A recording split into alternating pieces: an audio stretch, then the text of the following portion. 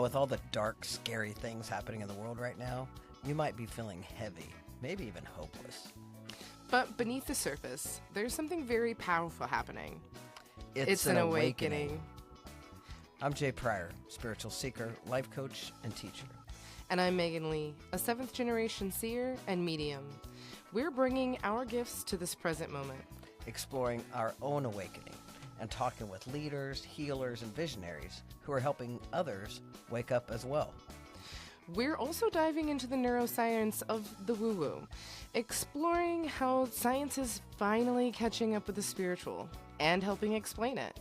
We believe that what we focus on expands and that we are all deeply connected. Welcome to your awakening.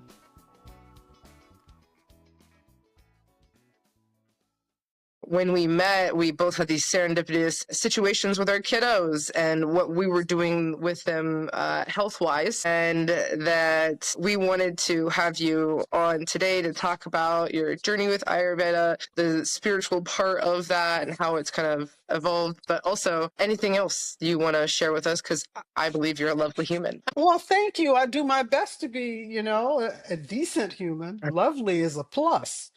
I'm Greta Gladney. I'm a native New Orleanian, and I'm a mother of 5. I'm a grandmother of 4, and I have one great grandson who was born last December. And I was talk about serendipity. I was there for his birth, coaching his mother through the birth of her first child. So Oh, that was very special at the end of last year. So what's magical is that things tend to work out for me as they should.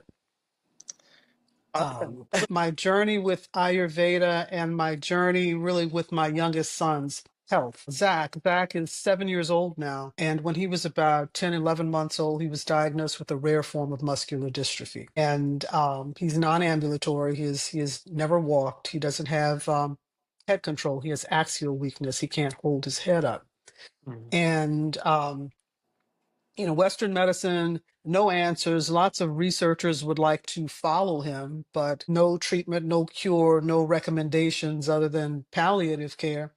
And early on, I had to make a decision about what his best possible quality of life could look like and whether or not I wanted him to be the perpetual, for lack of a better term, lab rat, so those were some of the decisions. And how I've grown over the years is trusting, mother knows best, trusting my own guidance and wisdom around next steps forward. um I'm working on it's a trilogy. It's entitled Journey to Healing, and it's about the journey to finding care for Zachary. And the third book ends with my graduation in June from the Ayurvedic Institute after 1 year of studying. So now I'm an Ayurvedic health counselor. But what led me to Ayurveda, we had successfully kept Zach away from COVID early on. Well, first there was the adult vaccine, then one that was approved for children, but still he was too young. There was no approved vaccine for children in his age range. So the work, the panic was making sure we got vaxxed as we could, but protecting him from contracting COVID. We actually traveled under COVID. I had to get special permission from the French embassy and consulate from their State Department to travel to France to visit a neurologist. The neurologist who was on the team that discovered the mutation that Zachary had. So all of that says something about me as researcher. When we got genetic test results back, I researched to find out who had done research on the mutation. It led me to a team of 3, a geneticist in Paris at the Sorbonne, in Garches, France, at Garches Hospital, Susanna Kiana Roy, and a neurologist who's based at NIH, Karsten Bannemann, German American doctor. So I promise you, all of this is going to come together. These threads are going to weave together. And so the first visit to France was Thanksgiving before COVID, with my eldest son, who's a saxophonist, and he plays into this journey to healing because he's helping me travel with his baby brother, and he was actually there when Zachary was born. So that was the first trip to France. But then the follow up was a trip for him to be cast for a body brace. And that travel actually took place under COVID. Again, getting back to getting the special permission from the French government to travel when their borders were closed due to COVID. That plus getting special permission because for medical reasons, typically they allow one adult to travel with the person who's coming for treatment. But I had to get permission to travel as a family. So the child and me, of course, but my husband, my younger son, and my eldest son. And I had to justify that we needed another adult to come with all of the logistics and managing equipment and everything. The five of us went to France. God, it was December of that year. And must have been 2020, I'm thinking. Zach was 2 going on 3. Yeah.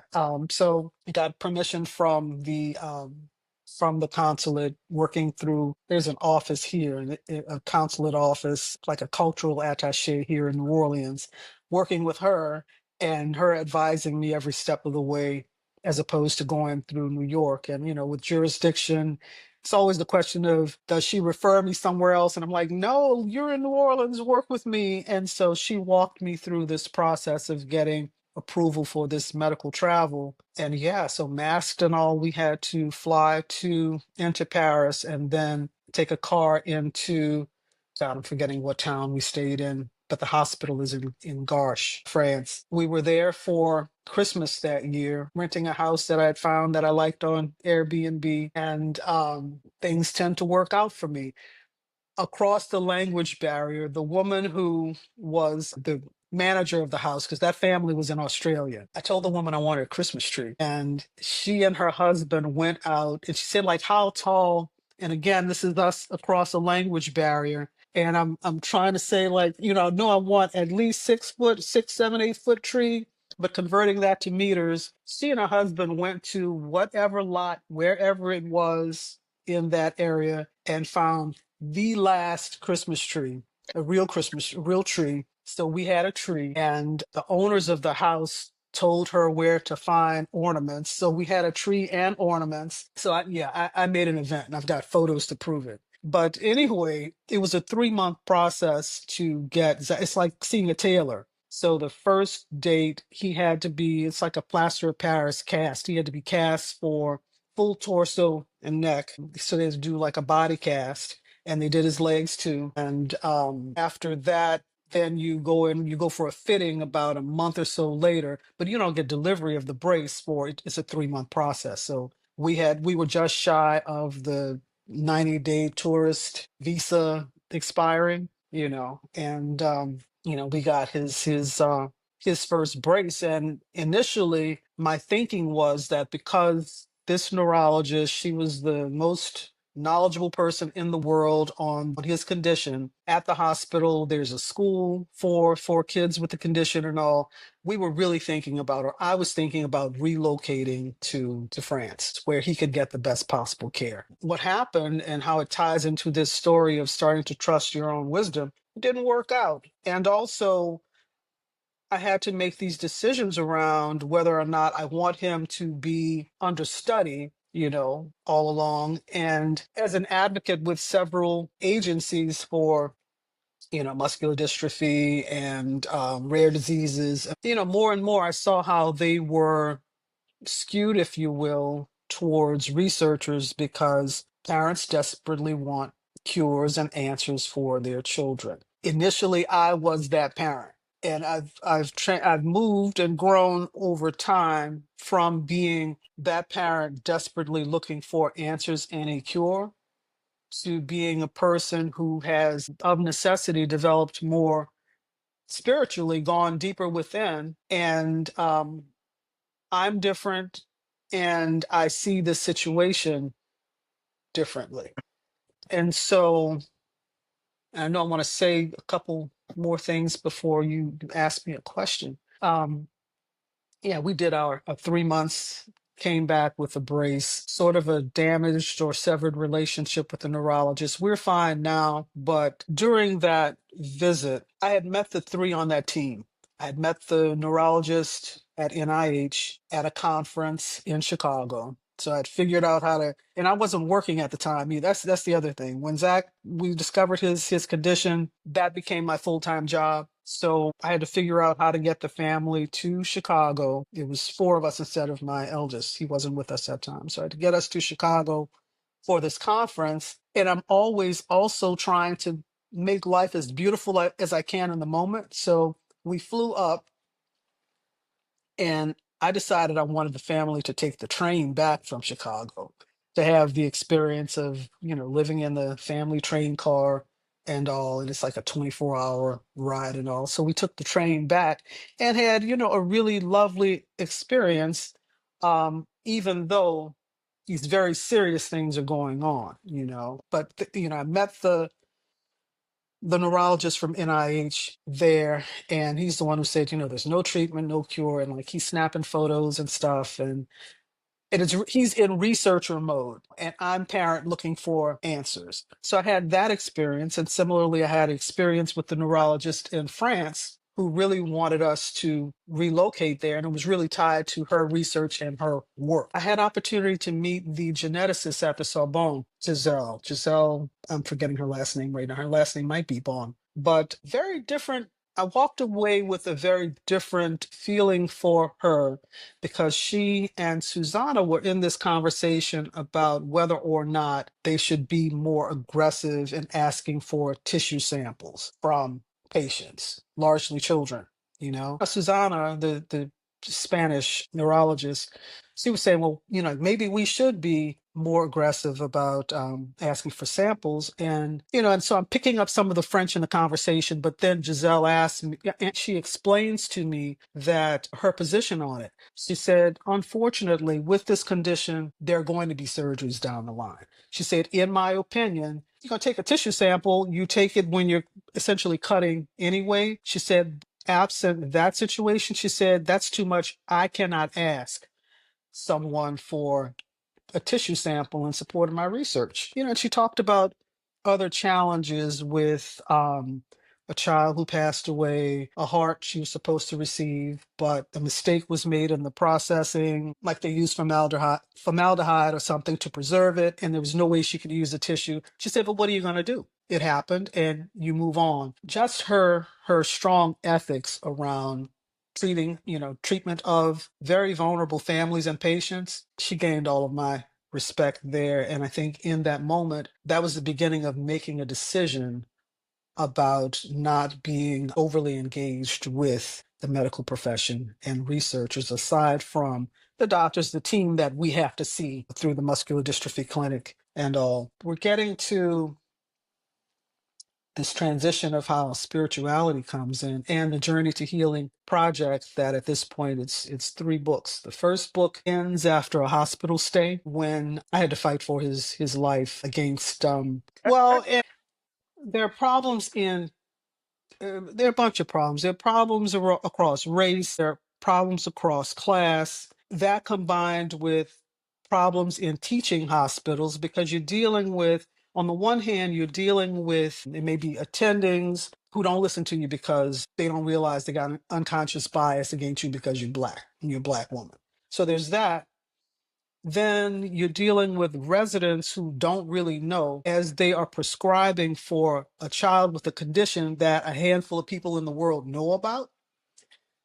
So you've got that, and the mistakes that happen because you've got this rotation of residents who are like off on the weekend, and you're hospitalized on the weekend, and I'm trying to advocate for my child eating because he can't go 4 days without eating, and they're not going to be back for a test until Monday. So the first book ends with me telling a nurse that if my child's going to die, he can die. And the response I get from the nurse who's assigned to us for that shift and the attending who come in and they listen to me and my entire story across this experience of my child's hospitalization, not having been listened to. And, but the first book ends with that. We left fine, intact, and all, and got him home. The attendant said, he said, "You're not a doctor, but you know a lot." And he told me, he said, they're gonna try to get you to leave this ICU room and go on the floor. He said, "Do not let them move him on the floor because of all he'd be exposed to." He said, "We can discharge from pediatric ICU, pick you." And like he said, a nurse did come and ask me, someone did come and ask me if, we moved to the floor because she wanted the bed. And I told her no. He did arrange to do a swallow test with his stethoscope. The problem was they didn't want to give him food until they had whatever department do a swallow test to make sure that it was going down the right way, that kind of thing. That wasn't going to happen until Monday. And this was like Friday, and he hadn't eaten since Thursday. Oh, no. Okay. Mm. Right. And so I told him, I said, he cannot go 4 days without eating. In That's the meantime, ridiculous. it is ridiculous, but I'm saying these are the kinds of oversight. This is the kind of, how things fall through the cracks. And, I also believe if patients he was, overlooked. and if he was a white kid, they'd never even consider doing that. Well, that, and similarly, everyone pushing for him to get a tracheostomy, to get a trach, because it's so much easier with a trach to connect you to ventilation and that kind of stuff. Not Yeah. about what's best for the kid, but what's Right. easiest procedure wise, And so, but anyway, the first book ends with that experience. Everything leading up to the trips to France and all, and leading up to that visit. The second book picks up from there, the home care and all. Fortunately, after there was a vaccine, he had been vaccinated. He contracted, I think it was, he contracted RSV at a pediatric daycare. That's what landed him in the hospital the first time, the stay I was just talking about. But then the second time, he ultimately did contract COVID, but he had been vaccinated, so it was a milder case. But still, for him, whenever he got a respiratory infection, it would require oxygen, nebulization. And his condition was such that under normal circumstances, folks would want him to be in ICU and ventilated.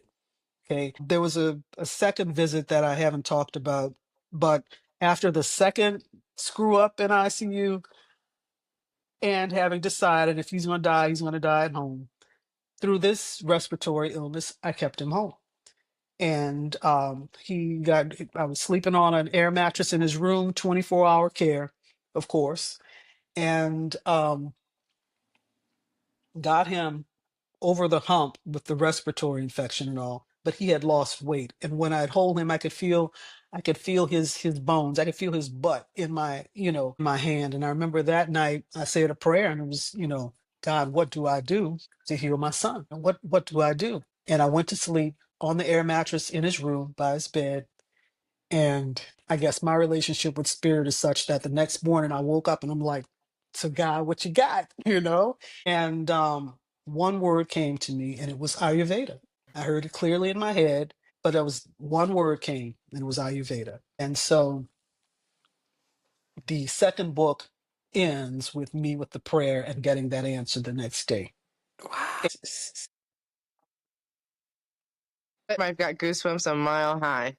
Wow. Yeah. Yeah. And so the that next morning after I got that answer, researcher that I am, I start, Googling about Ayurveda and who's doing Ayurveda where and who are the doctors and whatnot. And what came up years ago, I had Sadhguru Yagi Vasudev. I had attended some of his workshops, and I found a videotape of Sadhguru with a doctor, Vasant Lad, and they were talking about Ayurveda. And I'm like, oh, I trust Sadhguru, so this must be a good guy, this, Vasant Lad guy. So I started looking him up, and he had founded a school of Ayurveda in Albuquerque 40 years ago. Then, and I saw where that school had moved to Asheville. So, I'm digging deeper, and I found out that there was an intentional community called, is it Soham? Yeah, where they had bought a 200-acre property that used to be a guest house or a small hotel, and they were building an intentional community there and also doing treatment and all there. So once again, like I thought I was moving to France before, thought I was moving to, I didn't talk about Philadelphia. I thought I was moving to Philadelphia because the pulmonologist who helped me save Zach's life 2 or 3 times is at Children's Hospital of Philadelphia. So I thought I was moving there. That didn't work out. And so then the next thing was, we're moving to Asheville, right? And so I tried to get an appointment with Dr. Lod, a consult for Zach. And the person told me Dr. Lod has a 2 to 3 year wait list, yada, yada. And I said, well, it's not for me, it's for my son. And as I started talking, before I could get into talking about his condition, she said, that's all you had to say, that is for your child. I'll see what I can do. And so she said, no promises, but I'll see if I can get you in the next few months. So, and I think all of this is like within 24, 48 hours of the Ayurveda answer, right? Spirit So moves fast. I had decided, I was gonna, see him. Then also the school, I reached out to their admissions coordinator because I wanted to go to the school, learn how to help my own son. And she wrote me back and said that they were just starting their first year of class in the new location. So she encouraged me to apply for the next year. And I think the application fee was like 150. I said, well, I don't have it. She said, I'll waive the fee, so that happened. And then while I'm waiting for an appointment with Dr. Locke, I said, well, let me see who's doing Ayurveda in New Orleans, because that's where we are. And I Googled and I found a guy, Roos, Roos, and reached out to him. I don't remember if it was phone or email, but as it turns out, Scott was one of Dr. Lod's students 20 years ago. And so I see what I'm saying. And so we did get an appointment with Scott, and we, within a week of having seen Scott, and Scott did an herbal formula. And he said that I told him I was thinking of studying for 4 years at the Ayurvedic Institute.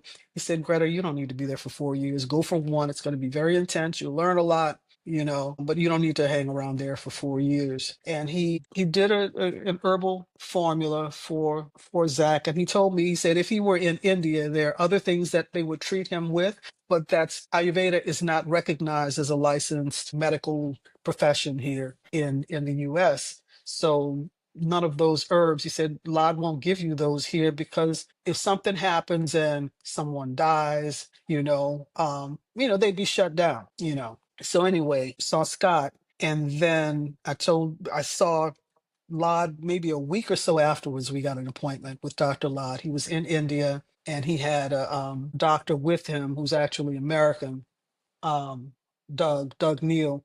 Doug Neal was the scribe taking notes. But we spent probably an hour to 90 minutes together for what's usually with him a 15 to 20-minute consult. He took all of the medical history and all, and a lot of, talk about lifestyle, and did he cry at birth? And, how was it a strong cry? Just, all of those things.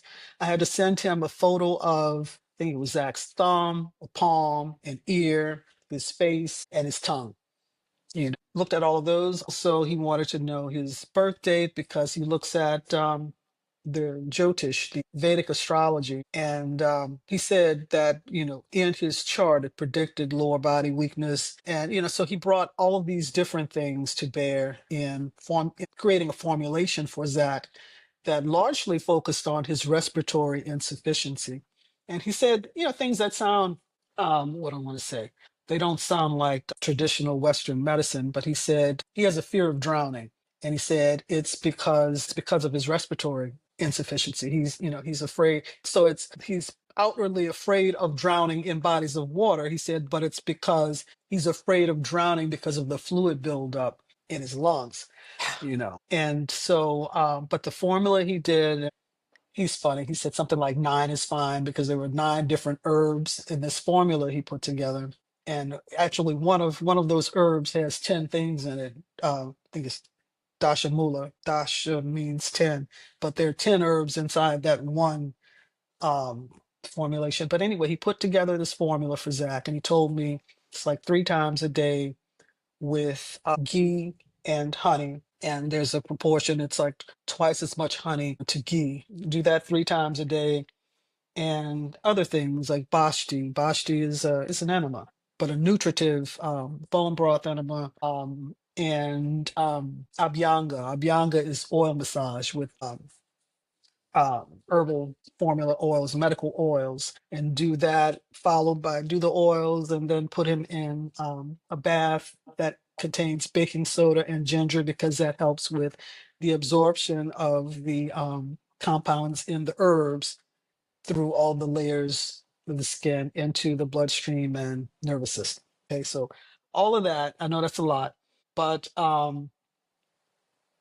what do I want to say? A year later, Zach has been doing that formula for, I guess it's almost 2 years now. And when I had a meeting with Doug, Doug was the doctor who was the scribe for Dr. Lod on that first consult. I had a follow up with Doug in May when we were in Asheville, because I had been unable to get a follow up with Dr. Lod. He wanted to see us in person 3 months, but, gatekeepers and all we couldn't work out bringing him to Asheville to actually see Dr. Lod. That was not facilitated, let's say. And when I told Doug about it while he was in town, he said, I'm sorry to hear that, but I will let them know. He said, I want you to email and schedule with me in person, and I will let them know at the clinic that they need to support you and give you whatever you need.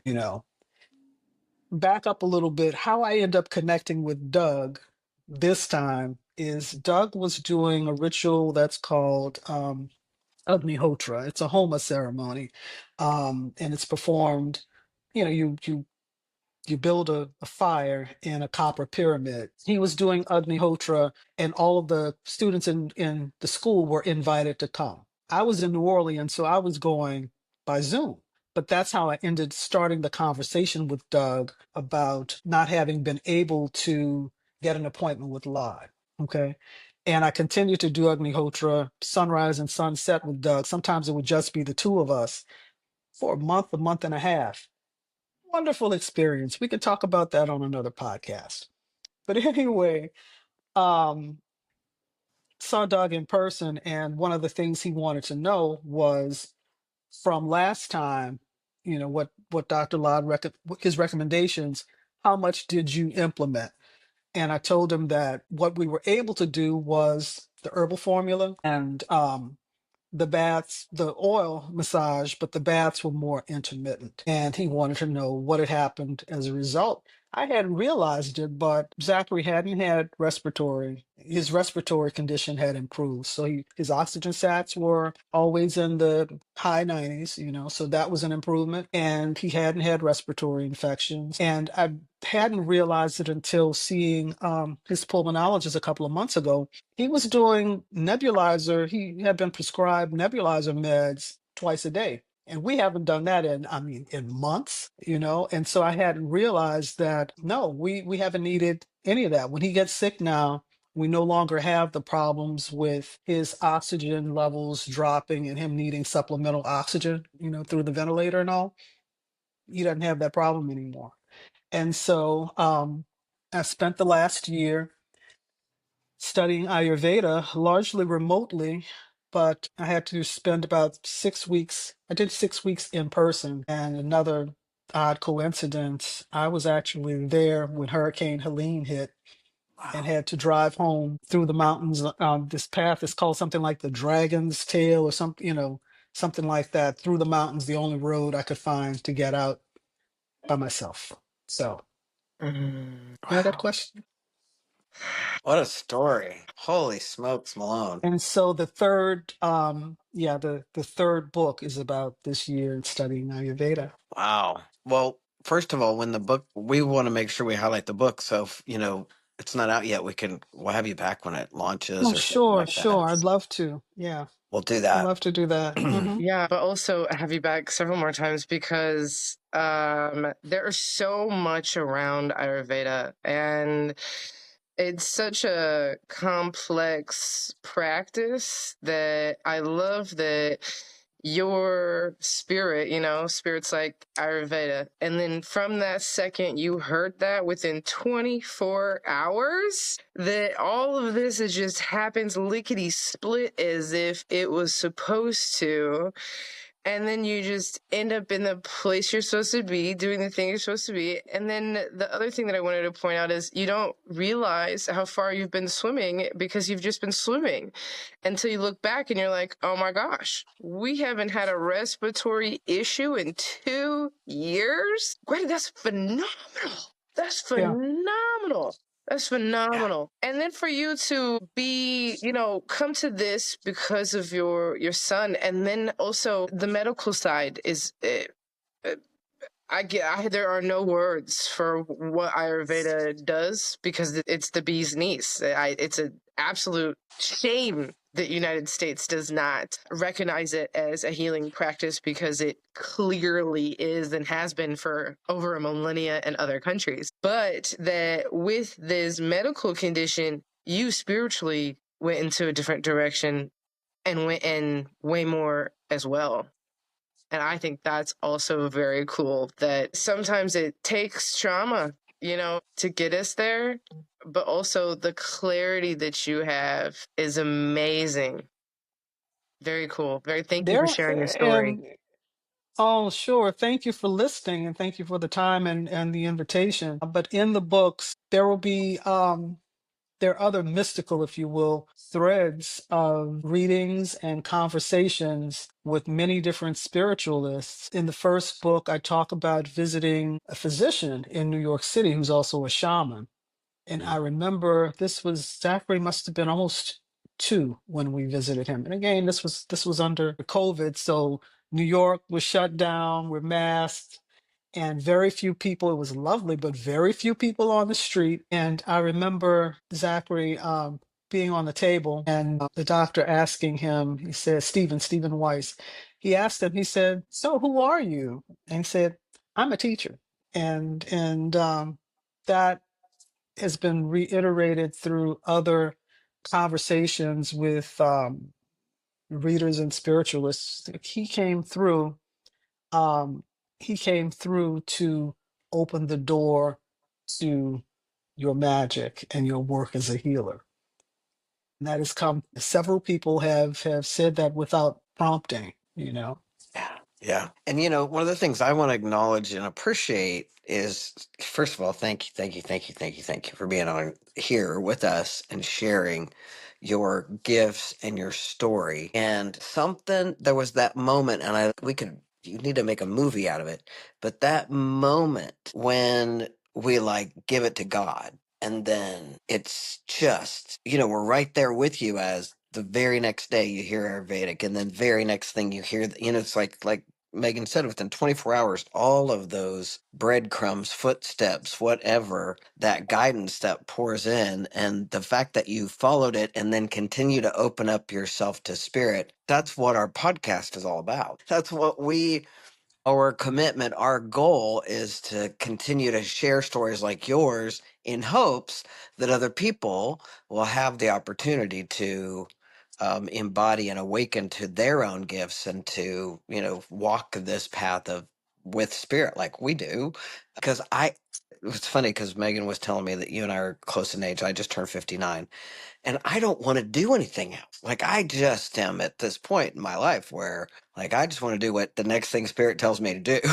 And right now, the next thing Spirit told me to do is to do this podcast. So I am very, very blessed and humbled by your story. I'm so grateful to have you here. Thank you. Oh, thank you. Thank you so much. As you were speaking, what came to mind in one of the many mantras and prayers, one of the prayers we do for both the sunrise and the sunset when you're doing Agnihotra, you make offerings to the sun starting your day, and then at night you pray for the fire, Agni, to while you sleep, to continue the process, to take over the process for you as you sleep. Idam Namama is part of the prayer in both the morning and the night, and it means not me. So it's spirit. It's not me. It's not me doing it, not me. Yeah. Yeah. Yeah. And so and going back to Stephen Weiss, the physician in New York who Zachary saw early on, and he talked about how being a shaman. It was so funny when I went into his office, and I looked around. It's like you got all kinds of stuff in here. I saw you got these huge kyanite wings, and I knew about those from someone else, from another spiritualist. We'll say from Edgar. Actually, Edgar Jean Louis told me about the use of kyanite, black kyanite wings. They will draw negativity. You have one in each hand and you can feel it. It's like you feel a vibration in your hand. But, in Weiss's office, he had that. And, I don't know if it was a pendulum and these different stones, just the different things I'm recognizing in his space, and this is early before I'm deep I'm looking for medical answers. But at one point he asked me, so what do you think? I'm like, what do I think? Who am I? I have no idea. What do you think? We came to see you. You're the specialist. But one of the things he said about being a shaman was what he had learned from other indigenous shaman here in the US. You got to get out of the way. Your personality, all that you identify with, you got to get out of the way in order to be a vehicle for spirit. So the healing and the miracles can happen. But again, it's Idam Namama. It's not me. I'm not doing it, me and my ego and thinking I have control. It's not me doing it. Yeah, A amen. vessel and a vehicle for the greater. Yeah. Yes. And I think that's one of the most powerful gifts of this work, if you'll call it of this awakening, is it doesn't have to be me. Like, I mean, Oh, I don't have to. mm-mm. Like, that's the best thing ever, is I can just be like, okay, and then just do the next thing in front of me. It takes a lot of stress off. If we can really get that as a gift, right? It's not me. And it And doesn't, when I get in there and try to control it, that's when it gets all fucked up. well, That's, yeah, that and the that's the when my humanness challenge. takes over. Well, and the challenge with mothering and having carried and given birth to a being is accepting that you don't own them, they come through you. And Ugh, what the other thing that would Edgard and others told me all the time, ultimately is his life. And that soul will decide how long they're going to live and when they will die. And as hard as it is for you, it's really none of your business. And, you have to accept that and you got to be okay with it. yeah, And yeah, so as a mother, it was a journey getting to the point of if my child is going to die, he's going to die at home, yeah, and accepting and acknowledging that unfortunately thousands of people, I mean, people die of natural causes, but thousands and thousands of people suffer and die every day. And my child is just one soul. yeah. And that, Megan and I have talked a lot about the power of being a parent, and that our children, I have been saying forever, I have a child with three genetic different chromosomes, and they show up in all kinds of different ways. But he has always been my master teacher. Hmm. And I have another one who has some stuff going on with her, and she's my master teacher. And I don't even, it's so silly. I say this all the time when I look back at the coaching and transformational work I used to do before being a parent. I'm embarrassed. I didn't know my ass from a hole in the ground because being a parent is the most transformational experience on the planet. It will take you, I mean, it'll turn you inside out. So yeah, that's just yeah, to have that view, to be able to look at your kid and be like that, they are their own soul and they're going to do and they're going to live with that. That's the ultimate, I think. Whew, Yeah, thank because you so how do much, you Greta. swallow Like, that? yeah, it's a tough one to swallow. It is. And for I a love while that. you don't, you resist. I mean, of course, Right. Right. you You kick and resist. scream for a while, for sure. Yeah, you resist, and when you're ready, you come to that. You get to that point. What I love about you, Greta, and who you are in your journey, For myself, spirit, as we've talked about, connects the dots when they're ready to be connected. And anytime I'm like, all right, let's do this or this, I'll get a phone call or a text message. And one of these times, Jay, that I think is really cool is that when I first met Jay, Jay came into the to be a life coach for my entrepreneur group at Douglas County Court. And Jay had asked a question about your own self-care and were you good at that self-care and what does that look like? And my response was I was fabulous at it until I became a parent. And then it was Greta who pulled me back onto my meanness, my path, my spirituality, my ritual, my daily practice, what I was putting in my mouth, my herbs, my prayers, my meditations, my connection with what spiritual practice I was even doing, at the time. And it's so serendipitous because I would be going through these things and, having this, Greta was talking about how her relationship with spirit, it's kind of, what's up, spirit? God damn it, answer me. And then all of a sudden I'll get a text message from Greta, or, and I'm like, I love it. I love it. Okay, let's have a phone call and talk it out and get back re-engaged. So I think that it's amazing how our individual paths, our individual spiritualities, and what we're going through connects the dots when they need to be connected. And yes, you're going to resist it and fight it. And then when you're at that point, you're like, what do you got for me? It turns out being the exact right thing. And it was, okay, you get up at sunrise and you stare at this candle. So I definitely want to have you back, Greta, because your story is amazing, but also the teachings within your own practice and the practice that you help others do is quite amazing and is answering a lot of the questions that Jay and I have been interviewing other people about or coaching ourselves and with other people about how do you meditate? What is meditation? What is what is quiet of the mind or, like all of that. But also with Ayurveda, then you've got this huge taking the herbs back to the earth and back to your, that awakening and that spiritual practice with, talking to the herbs and you're taking herbal what and how. And then Ayurveda is so amazing that it also has that healing physical awakening as you were sharing with us. So you embody the true healing of spirit, mind, and body. And not only do you embody it, you practice it and you share it with other people in your circle, but also with others, through your books, through your own teaching and your story. And I am so grateful for that and for you. And I would love, Thank love, you. love Thank you. to have you back to get deeper into each one of those pockets because this story was amazing. And I know you have so many more. Well, So, thank you for having me. Yeah. but like if I wanted to work with you, or if some of our listeners want to work with you, how do we find you? And what does that process look like? And are you booked solid already, or can we do it? How many years does it take to get into you? It is easiest to shoot an email to me, and I need a sip of water. And I don't have anything close by. Excuse me. I think I sent you the link to my website because I will be placing updates there, progress reports, and updating my blog. So that's going on. Info at therenaissanceproject.la. If they will shoot an email there, I can respond with respect to consults, to that. And also they can leave, if they want to leave a voicemail at 504-390-2139. The recording will say you reached Greta at the Renaissance Project.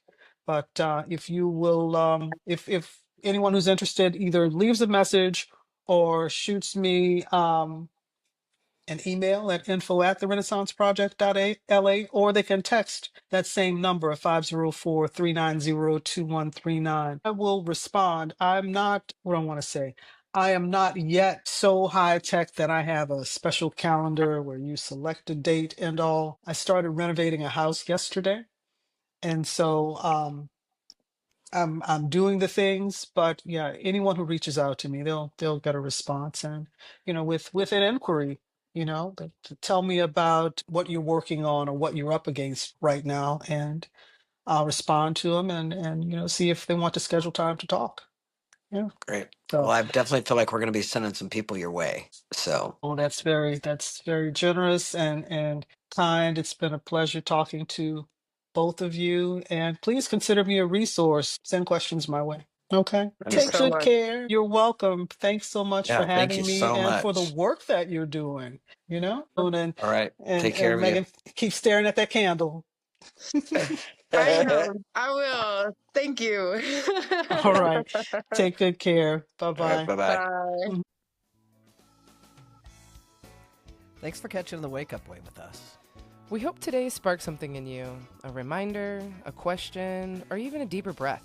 If you're feeling the shift, share this episode, leave us a review, or just keep tuning in.